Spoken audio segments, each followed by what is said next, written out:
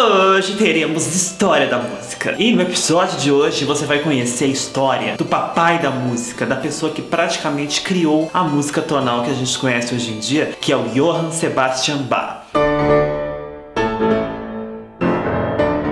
Bach em alemão significa riacho. O próprio Beethoven dizia que Bach deveria se chamar Ozean, oceano em alemão, de tanta profundidade e imensidão que Bach foi como músico e compositor. Então vamos lá, contar a historinha. Bach é um compositor alemão nascido em 1685 e falecido em 1750. O pequeno Johann nasceu em Eisenach, uma pequena vila no estado da Turíngia, na Alemanha. E ele era o filho caçula do Johann Ambrosius e da Maria Elisabetta.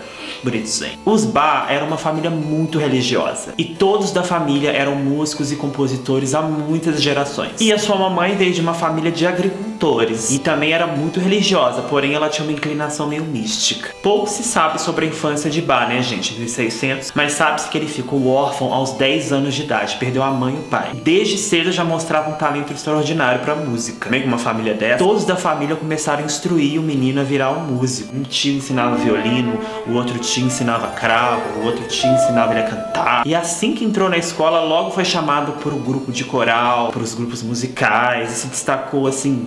E ele tinha uma voz muito bonitinha, porque naquela época as mulheres não podiam cantar na igreja, então ele era soprano, ele tinha uma vozinha aguda muito bonitinha. Contudo, naquela época as condições de vida eram precárias, com guerras, epidemias, pragas, causaram inúmeras mortes a todos os membros da sua família. E depois de tanta desgraça, Bach foi entregue a um parente distante numa cidade vizinha. E esse parente era ninguém mais, ninguém menos que seu próprio irmão mais velho, que ele não conhecia, tinha saído de casa muito antes dele nascer, e esse irmão era o organista oficial da cidade. E esse irmãozão mais velho logo percebeu que Bach era um músico incrível, um gênio, né? Ajudou o menino a aperfeiçoar os seus estudos, principalmente na composição. E em pouco tempo, Bach superou o seu irmão e tirou o trabalho dele, virou ele o organista oficial da cidade. Pagava muito bem, viu, esse cargo. Quase em 1700, Bach foi crescendo, foi ficando pré-adolescente, adolescente rebelde, sempre criando as maiores polêmicas e irritando todos os seus superiores, com as suas músicas nada convencionais para a época, improvisos profanos no órgão da igreja. Gente, ele levava até umas garotas lá para se exibir no órgão e mulher não era permitida dentro da igreja, né? Isso causou a demissão do coitado, né? Perdeu o emprego. Em 1707, ele acabou se mudando para outra cidade e acabou conhecendo uma prima. E essa prima casou com ele e eles tiveram 7 filhos, olha só.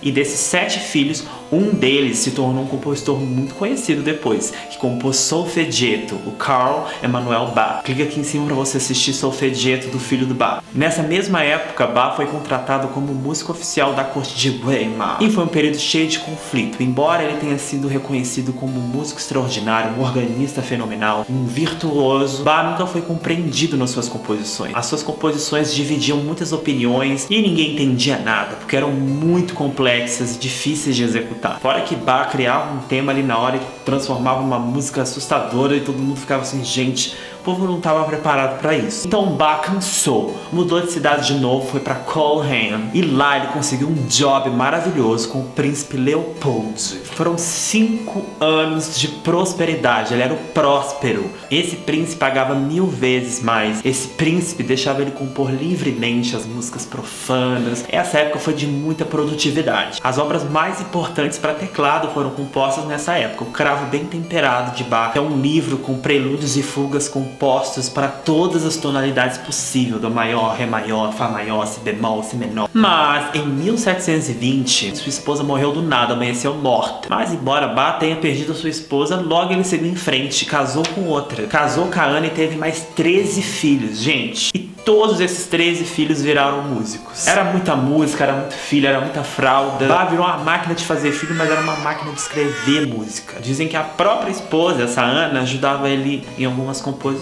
Aí se mudaram de novo, foram para Leipzig, onde papai Bach conseguiu um cargo de cantor, com K, que significa que ele virou professor de música e diretor musical da igreja de São Tomás. E a rotina era puxada, viu? Tava no contrato que Bach escrevesse uma música original 3 vezes por semana. Inédita, assim, missa por missa ele tinha que criar uma nova. Era de segunda, quinta, domingo, missas, cantatas. E nessa época surgiu músicas incríveis, a Missa em Si menor, Paixão de São Mateus e o famoso Jesus Alegria dos Homens.